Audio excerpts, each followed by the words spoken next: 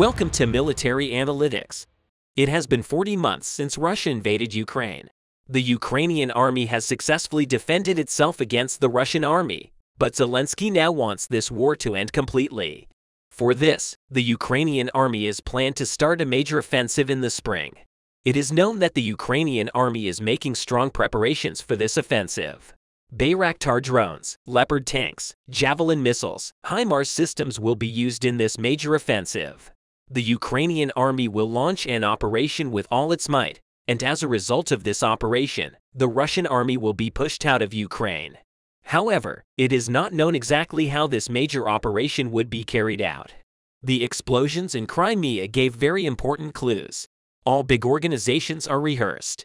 Armies also conduct drills before starting operations. Sometimes they conduct operations to show their strength and check the battle plan. The recent explosions in Crimea would be a great rehearsal for a big offensive of the Ukrainian army. So what exactly happened in Crimea? Before discussing the details of this operation, let us recall the information about the Russian base in Crimea. As you know, the Russian army invaded Crimea in 2014. Crimea is a peninsula with very important ports.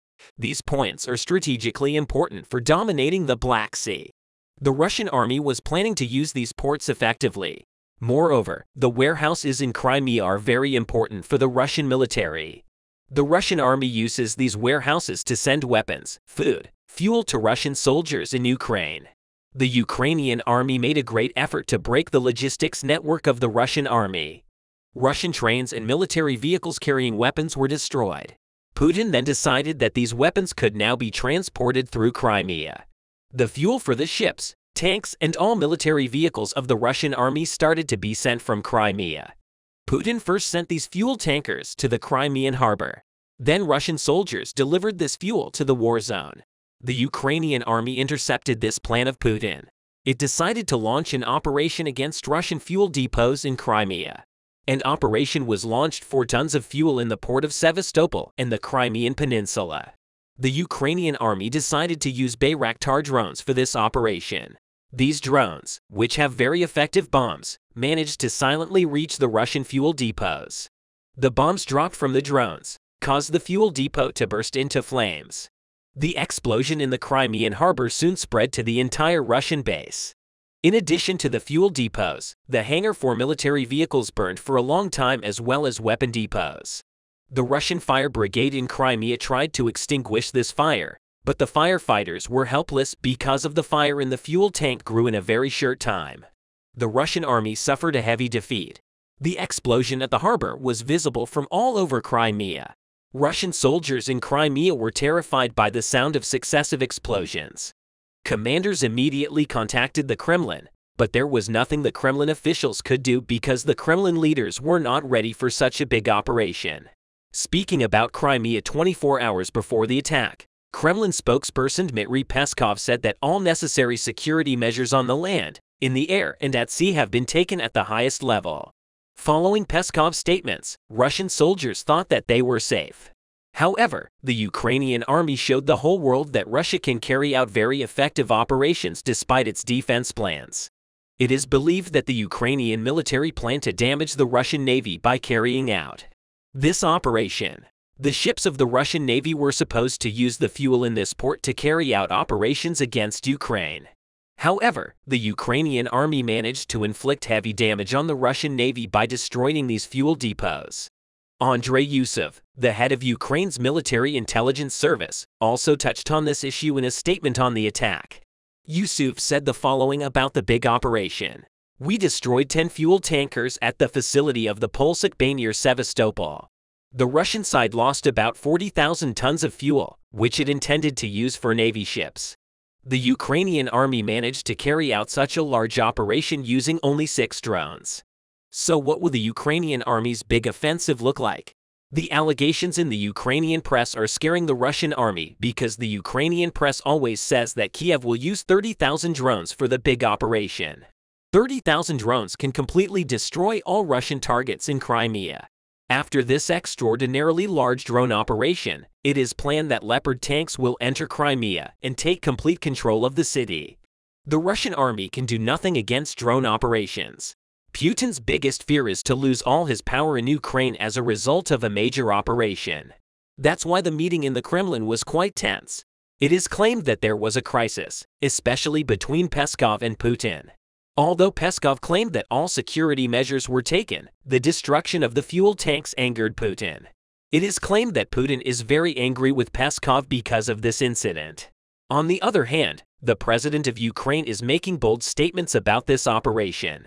These statements increase Putin's anger even more because the Russian army is being disgraced all over the world.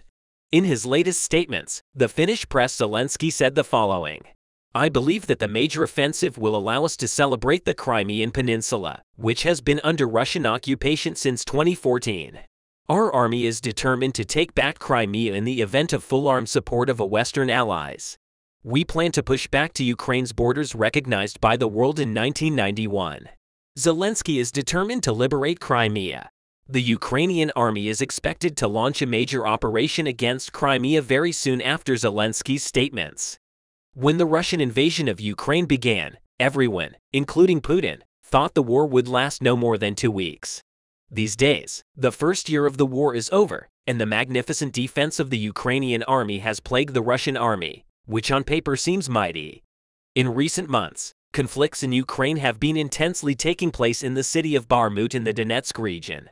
Bakhmut has no strategic importance geographically, but the inability of the Russian army to break through the Ukrainian defense here and the restriction of the Russian army's mobility made the small city the ultimate target for Putin. The first year of the war is over and Russia has no gains yet. So the invasion of Bakhmut means for Putin to regain his fallen charisma and his popularity within Russia. But Putin's wish seems unlikely to come true. Ukrainian defense units are blocking almost every attack of the Russians, and as a result, the resistance of the Russian soldiers is broken. We have seen the most obvious example of this again these days. Ukrainian defenders repelled 81 attacks of Russian invaders in Bakhmut last day. The Russian Federation is focusing its large-scale war effort against Ukraine to conduct offensives in the Kupiansk-Lyman, Bakhmut, Avdiivka and Shakhtarsk directions in the past day. Ukrainian defense units repelled 8-1 invading attacks in these areas. The Russian army is trying to destroy Ukraine's critical infrastructure attacks on the homes of civilians and civilian objects. The Russian army is constantly conducting aerial reconnaissance to adjust its attacks. In the past 24 hours, Russian forces have carried out 13 airstrikes and 5 missile strikes, using Shahed-136 UAVs targeting civilian infrastructure. All of the drones were shot down by Ukrainian air defense units. In addition, the Russian army carried out more than 50 attacks on civilian infrastructure, especially in Donetsk, using multiple launch rocket systems. Civilians are reported killed and injured, civilian homes destroyed, and civilian infrastructure damaged again in the last 24 hours. The Ukrainian Army Air Force has carried out 4 attacks on the areas where the personnel and military equipment of the invaders are concentrated. At the same time, our defenders destroyed a Russian Su-25 attack aircraft. Ukraine's general staff said that in the last 24 hours, Ukrainian rocket forces and artillery had hit an ammunition depot and the Russian satellite communications jamming station. The war effort of the Ukrainians is increasing day by day. In this context, Russia's war efforts are no different from the army of any third world country. Russia is so focused on Bakhmut that its losses on other fronts directly affect its efforts in Bakhmut. Unsuccessful attempts to attack lead to depletion of ammunition stocks, lower the motivation of soldiers, and psychological disturbance. This fall of the Russian army has created a magnificent opportunity for Ukraine. Currently, 10,000 Russian soldiers in Bakhmut are besieged by around 20,000 Ukrainian ones, and the circle is narrowing day by day due to the lack of motivation on the Russian end. Apart from the Russian army, the Wagner troops here are in a state of collapse. Wagner lost an average of 20,000 men during the Battle of Bakhmut. This means that 1/3 of the Wagner militants deployed in Ukraine were destroyed. So why does Russia insist on Bakhmut? According to the Russian army, if the Ukrainian defense in Bakhmut is overcome, the advance in Donetsk will accelerate. Although Russia annexed Donetsk, Luhansk, Zaporizhia, and Kherson, it has regressed in these 4 regions. But the Ukrainian defense is not just about the forces in Bakhmut. In addition, the Ukrainian offensive units prepared for the spring have not arrived in the region. It is also obvious that there will be no place called Bakhmut for Russia when the Ukrainian assault troops arrive there. We can see this from the last aid packages of Western states to Ukraine and from the sending of Ukrainian soldiers trained by developed states such as the UK and the USA to the region. So how will the war take shape from now on? The second year of Russia's full-scale invasion of Ukraine began with intense fighting along the southern and eastern front. Ukraine and the government of President Volodymyr Zelensky, surviving despite difficulties and armed with increasingly advanced NATO weapons, considers 2023 the year of victory. Russia is thought to have already embarked on its spring offensive, hoping to take control of the rest of the eastern Donetsk and Luhansk regions. But few analysts believe President Vladimir Putin's forces have the training supplies or combined arms support to do so. The defenders of Ukraine hope to inflict as much pain on the Russians as possible as they prepare their own counterattack. Kiev's spring offensive could focus on the southern front to cut off Russia's land access to Crimea or retake control of parts of the Donbass it has lost since 2022. There is no hope for peace talks, as neither side is willing to make concessions. The course of the war will decide whether to restart negotiations later in the year and on whose terms. An operationally overwhelming but costly Russian spring offensive is expected in the coming months, which will most likely fail to capture the entire Donbass region. The feedback we got from Ukrainian generals as well as Western defense analysts is that it was probably rushed, launched before it was really ready, before mobilized reservists were brought in to bring the troops back. It is predicted that the Russians will be able to make some gains, but it seems unlikely that the Russians will be able to push all of the Donbass. If the Russian military can do that, then the Ukrainian military can basically try to lock them out and freeze the conflict there. This also means that Ukrainian forces can seize an opportunity for the Crimean offensive. The Russian war effort exists above all to show that the war is not over and that mainly Ukraine, and most importantly, the West can expect it to continue. Oleg Ignatov, senior analyst for Russia at the think tank Crisis Group, agrees that all signs point to the Kremlin preparing for a long war. Ignatov said that the goal has not changed and that Russia still wants negotiations on its own terms. Putin will try to achieve this goal by military means because he has no choice but military options. They still hope that the West will step back and agree to negotiate with Russia. That was last year's strategy, and there is no change. Ignatov said that the spring offensive will look to create maximum negative conditions for the Ukrainian army to achieve local victories, to show that resistance is meaningless and everyone must agree on the conditions of Russia. So what will be Ukraine's roadmap when the Russian attacks start in the spring? Ukrainian soldiers will try to fend off the Russian attack while suffering as few casualties as possible. Then Kiev will use the new NATO weapons against an exhausted Russian force in the south. An attack on Melitopol and the Azov Sea coast could isolate and encircle Crimea in the east. Further loss of Luhansk and Donetsk would be a major defeat for the Kremlin. Mark Walker, the former special advisor to the then U.S. Army Europe commander, General Ben Hodges, in charge of Russian and Eurasian affairs, stated that he did not expect any part of the Ukrainian front to collapse and that Ukraine was using its reserves sparingly. Voyager, now a senior researcher at the Center for European Analysis and a professor at the U.S. University of Kiev, said that the Ukrainians have to push the Russians by the end of March. And a similar sentiment on the other side is that there will be a longer military period if the war continues by this time next year. He said that they would be in an effort and a war of attrition if Ukraine gets what it wants in large enough numbers. Sooner or later it could reach Melitopol by March. And from there it started targeting Crimea. But if the war continues this time next year, it means that the West failed to build up a critical mass in time. In order to avoid this situation, Western countries and NATO should take over the business as soon as possible. The fact that Ukraine's weapons and ammunition stocks are still not finished does not mean that it will never end if the Russian attacks intensify. Western countries and NATO's arms and ammunition shipments should not stop before the Ukrainian stocks are exhausted. The effects of the war between Ukraine and Russia spread to much wider areas with the involvement of global powers such as China. The United States is trying to keep this war on the borders of Eastern Europe and prevent the Russian threat from being supported by China. But the Russians seem to insist on getting support from China in order to invade Ukraine and create a new era of danger to the world. The Russians are considering accelerating these aims by using their Navy forces in recent days. The presence of U.S. naval forces in critical areas and the military exercises and action plans they carry out are also considered as the factors that activate the Russian Navy forces. That's why in recent days there have been growing indications of Russian submarines operating off the coast of the U.S. and the Mediterranean that appear to be Soviet-style submarine deployments reminiscent of the Cold War. In recent days, Russian submarines have been traveling on strange routes. According to UK Defense Secretary Ben Wallace, while speaking to the media during his visit to Washington, Wallace noted that Russian submarines in the North Atlantic, Irish Sea, and North Sea were sailing on some strange routes they would not normally take. At least 7 Russian Navy ships and a Kilo-class submarine have been sighted for the first time around the UK, including in the Irish Sea among NATO allies. An expert previously stressed that Russia has increased the presence of Russian submarine and Navy forces after the U.S. naval force became much more active. Besides the USA, Russia's trawler boats and ships have another target in the UK. Russian spy ships are mapping wind farms and key communication cables off the UK coast as part of their plan to sabotage critical infrastructure.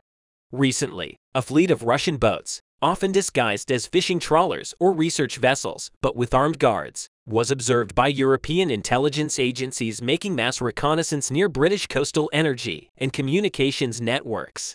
A compelling investigation into this topic reveals possible targets include internet cables, offshore wind farms, and connectors which carry electricity and gas pipelines. After the investigation was shared, a Russian ship conducting underwater research was caught touring wind farms on the UK's east coast. Tobias Ellwood, Conservative chairman of the House of Commons Defence Committee, has called for an expansion of the UK armed forces following the revelations. Ellwood stated that every precaution should be taken on Russia's attempts to undermine British security. In summary, Ukraine's allies, such as the United States and the United Kingdom, have begun to focus more on the security of their North Sea infrastructure amid rising tensions with Russia after the attack on the Nord Stream pipeline. It is thought that the main reason why countries such as the USA and UK focus on this issue is the presence of China, which is described as the danger of the future. So as you can see, Russian forces have been on alert ever since the US began active military exercises and actions in the North Atlantic, Irish Sea, and North Sea and Indo-Pacific maritime areas. Ben Wallace also met with U.S. Secretary of Defense Lloyd Austin, who praised the AUKUS tripartite defense pact as a deal that would break down barriers and usher in a new era in U.S.-UK defense cooperation. In response to the Russian increase in submarine forces and Navy members, the tripartite security agreement between the U.S., UK, and Australia, announced in September 2021, will provide Canberra with nuclear-powered submarines, which is understood to be a move against China's influence in the Indo-Pacific. That's why this security agreement, praised by U.S. Secretary of Defense Lloyd Austin, is vital for Russia, China, and other dangers. Against all this, the Russians, in addition to giving a red alert, immediately started to work to position their naval forces and to gain new naval forces in the army inventory. Russian state media reported earlier this year that a new submarine division carrying nuclear-capable Poseidon super torpedoes for the Pacific Fleet will be installed as early as next year. In recent years, Russia has been trying to upgrade its submarine fleet. According to the non-profit Nuclear Threat Initiative, for this purpose, the Russian Navy has a total of about 58 ships, but the number of ships owned by the U.S., one of Ukraine's most important allies, is much more than that. There are 296 ships in total in the U.S. Navy. In addition, the U.S. Navy also has the world's largest carrier navy with 11 in service and 1 is still under construction. In short, the U.S. military has the largest navy in the world.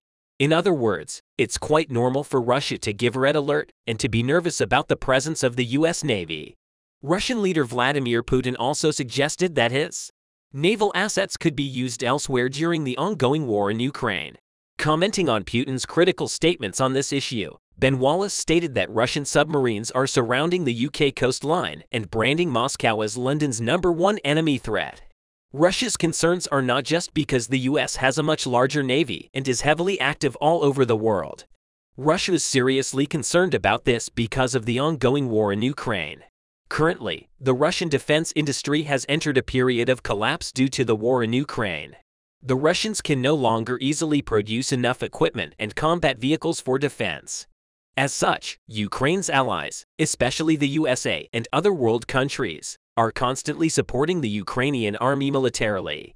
Russia, on the other hand, cannot gain any superiority either in land wars or in the naval area in the oceans, despite the constant renewal of the Ukrainian army's inventory. The presence of Russian naval power in the Black Sea is stuck, as is the Arctic Sea, Indo-Pacific and Atlantic. The biggest factor in Russia's Black Sea fleet falling into a ditch is not the US Navy's forces.